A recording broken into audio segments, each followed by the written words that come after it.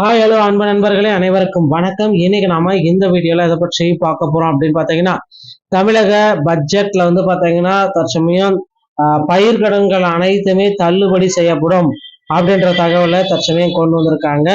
பயிர்க்கடன்கள் தள்ளுபடி எந்த அளவுக்கு போகும், பயிர்க்கடன்கள் தள்ளுபடி யாருக்கெல்லாம் கிடைக்கும், பயிர்க்கடன் தள்ளுபடியில சில முக்கியமான மாற்றங்கள் கொண்டு வர இருக்காங்க. பயிர்க்கடன் மட்டுமே தள்ளுபடி ஆகுமா, நகைக்கடன் தள்ளுபடி ஆகுமா, இது குறித்தும் இந்த வீடியோல நாம இப்ப பார்க்க இருக்கோங்க.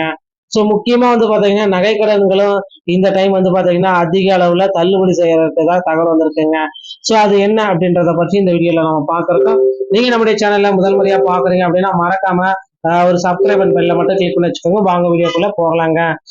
தமிழகத்துல பயிர் சாகுபடிக்கான குறுகிய வேளாண் கடன் தேவைகளை நிறைவு செய்யும் பொருட்டு 2025 மற்றும் 26 ஸோ இதுல பாத்தீங்கன்னா 17,000 கோடி ரூபாய் அளவுக்கு கடன் வழங்கப்படும் என்று வேளாண் பட்ஜெட்ல வேளாண்மை உழவர் நலத்துறை அமைச்சர் எம்.ஆர்.கே. பன்னீர்செல்வம் இந்த தகவலை வெளியிட்டிருக்காருங்க. 2026 மற்றும் 25 மற்றும் 26 நிதி ஆண்டுல தமிழக வேளாண் பட்ஜெட்டை சட்டப்பேரவையில உழவர் நலத்துறை அமைச்சர் எம்.ஆர்.கே. பன்னீர்செல்வம் தாக்கல் பண்ணாரு. அது பாத்தீங்கன்னா தமிழகத்துல இந்த அதிகப்படியான கடன்கள், பயிர் கடன்கள் அனைத்துமே முழுமையாக தள்ளுபடி செய்யப்படும். இதற்குண்டான ஒரு அரசு அறிவிப்பை கொடுத்துட்டாங்க. சோ இது பாத்தீங்கன்னா விரைவில் இந்த பயிர்க்கடன்கள் அனைத்துமே எந்த அளவுக்கு தள்ளுபடி ஆகுமோ அந்த அளவுக்கு முழுமையா கிட்டத்தட்ட ஒரு ஆள் பாத்தீங்கன்னா பயிர்க்கடன் தள்ளுபடி அப்படின்னு நம்ம பாக்குறப்ப அவங்களுக்கு கிட்டத்தட்ட ஒரு 3.5 லட்சம் அளவுக்கு பாத்தீங்கன்னா பயிர்க்கடன் வாங்கியிருக்காங்க. 5 ஏக்கருக்குள்ளாம பாத்தீங்கன்னா ஒருத்தர் பாத்தீங்கன்னா பயிர்க்கடன் வாங்கியிருக்காங்கன்னா அவர்களுக்கு கண்டிப்பாக பயிர்க்கடன் தள்ளுபடி கிடைக்கும்.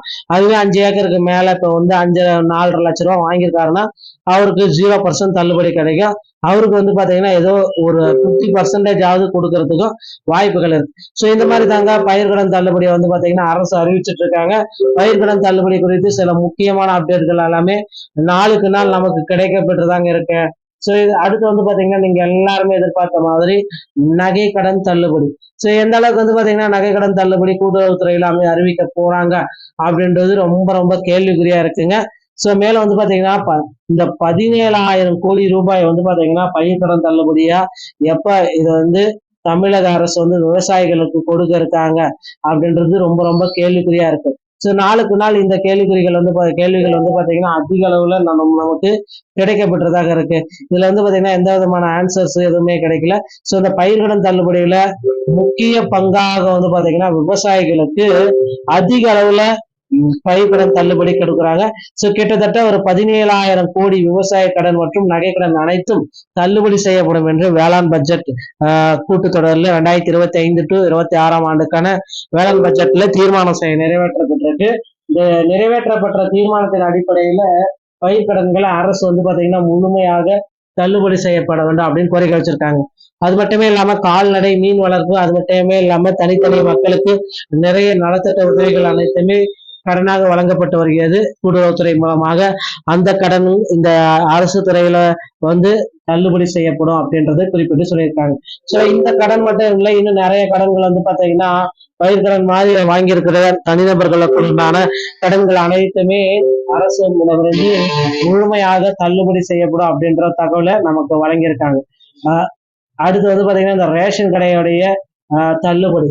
சோ அவங்களும் பாத்தீங்கன்னா நிறைய நபர்களுக்கு பாத்தீங்கன்னா தள்ளுபடியை கொடுத்துட்டு வராங்க. சோ முக்கியமா தள்ளுபடிகள் அனைத்துமே நமக்கு நடந்துட்டே தாங்க வருது. நாளுக்கு நாள் அரசிடமிருந்து வாங்கக்கூடிய நகை கடன்கள் கூட்டுறவுத்துறையின் மூலமாக தள்ளுபடி செய்யப்பட்டு வருகிறது.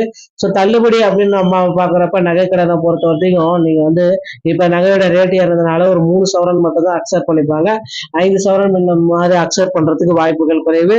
சோ கண்டிப்பா இந்த 3 சவரனுக்குள்ளாக நீங்க பாத்தீங்கன்னா ஒரு 1.5 லட்சம் இல்லைன்னா ஒரு 2 லட்சம் அதுக்குள்ள நீங்க வாங்கியிருந்தீங்க அப்படின்னா உங்களுக்கு தள்ளுபடி கிடைக்கும். அதற்கு மேல போக பாத்தீங்கன்னா நகைக்கடன் தள்ளுபடியும் கிடைக்க வாய்ப்புகள் மிக மிக குறைவுங்க.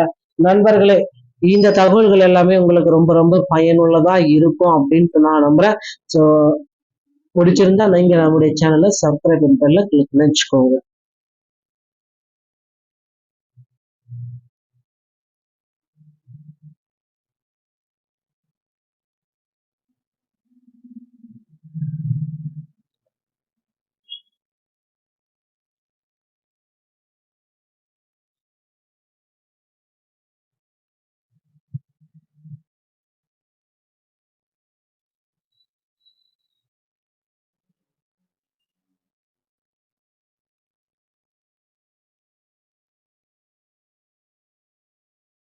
ஹலோ அன்பு நண்பர்களே, அனைவருக்கும் வணக்கம். இன்னைக்கு நாம இந்த வீடியோல எதை பற்றி பார்க்க போறோம் அப்படின்னு பாத்தீங்கன்னா, தமிழக பட்ஜெட்ல வந்து பாத்தீங்கன்னா தற்சமயம் பயிர்க்கடன்கள் அனைத்துமே தள்ளுபடி செய்யப்படும் அப்படின்ற தகவலை தற்சமயம் கொண்டு வந்திருக்காங்க.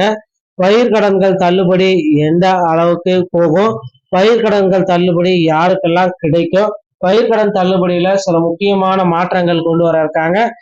பயிர்க்கடன் மட்டுமே தள்ளுபடி ஆகுமா, நகைக்கடன் தள்ளுபடி ஆகுமா, இது குறித்தும் இந்த வீடியோல நாம இப்ப பார்க்க இருக்கோங்க.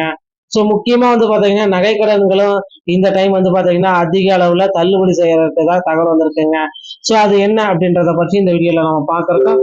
நீங்க நம்முடைய சேனல்ல முதல் முறையா பாக்குறீங்க அப்படின்னா மறக்காம ஒரு சப்ஸ்கிரைபர் பெல்ல மட்டும் கிளிக் பண்ணி வச்சுக்கோங்க. வாங்க வீடியோக்குள்ள போகலாங்க. தமிழகத்துல பயிர் சாகுபடிக்கான குறுகிய வேளாண் கடன் தேவைகளை நிறைவு செய்யும் பொருட்டு 2025 மற்றும் 26 ஸோ இதுல வந்து பாத்தீங்கன்னா 17,000 கோடி ரூபாய் அளவுக்கு கடன் வழங்கப்படும் என்று வேளாண் பட்ஜெட்ல வேளாண்மை உழவர் நலத்துறை அமைச்சர் எம்.ஆர்.கே. பன்னீர்செல்வம் இந்த தகவலை வெளியிட்டிருக்காருங்க. 2026 மற்றும் 25 மற்றும் 26 நிதி ஆண்டுல தமிழக வேளாண் பட்ஜெட்டை சட்டப்பேரவையில உழவர் நலத்துறை அமைச்சர் எம்.ஆர்.கே. பன்னீர்செல்வம் தாக்கல் பண்ணாரு.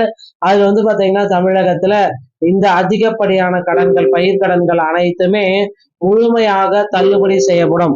இதற்குண்டான ஒரு அரசு அறிவிப்பை கொடுத்துட்டாங்க. சோ இது வந்து பாத்தீங்கன்னா விரைவில் இந்த பயிர்க்கடன்கள் அனைத்துமே எந்த அளவுக்கு தள்ளுபடி ஆகுமோ அந்த அளவுக்கு முழுமையா சோ கிட்டத்தட்ட ஒரு ஆள் வந்து பாத்தீங்கன்னா பயிர்க்கடன் தள்ளுபடி அப்படின்னு நம்ம பாக்குறப்ப அவங்களுக்கு கிட்டத்தட்ட ஒரு 3.5 லட்சம் அளவுக்கு வந்து பாத்தீங்கன்னா பயிர்க்கடன் வாங்கியிருக்காங்க.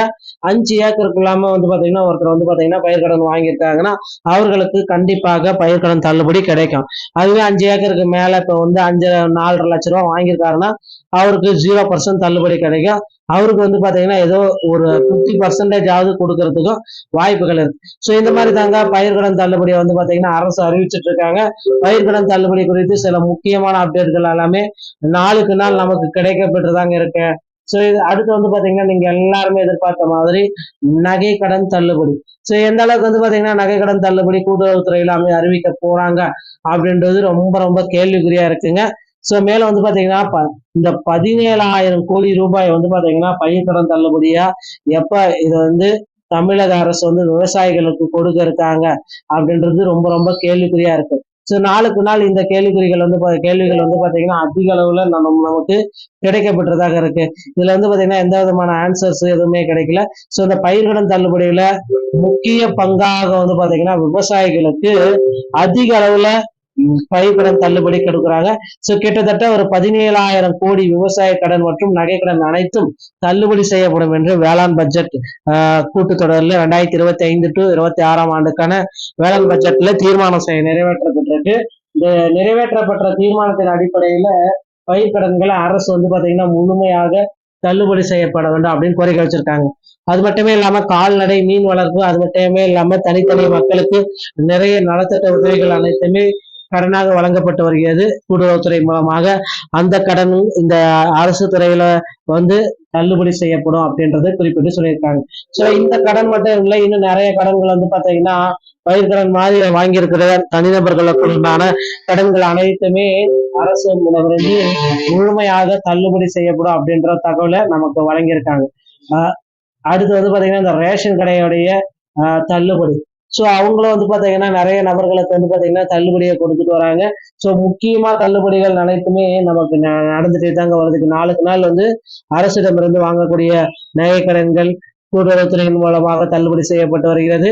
ஸோ தள்ளுபடி அப்படின்னு நம்ம பாக்குறப்ப நகைக்கடனை பொறுத்த வரைக்கும் நீங்க வந்து இப்ப நகையோட ரேட் ஏறதுனால ஒரு 3 சவரன் மட்டும் தான் அக்செப்ட் பண்ணிப்பாங்க. 5 சவரன் இந்த மாதிரி அக்செப்ட் பண்றதுக்கு வாய்ப்புகள் குறைவு.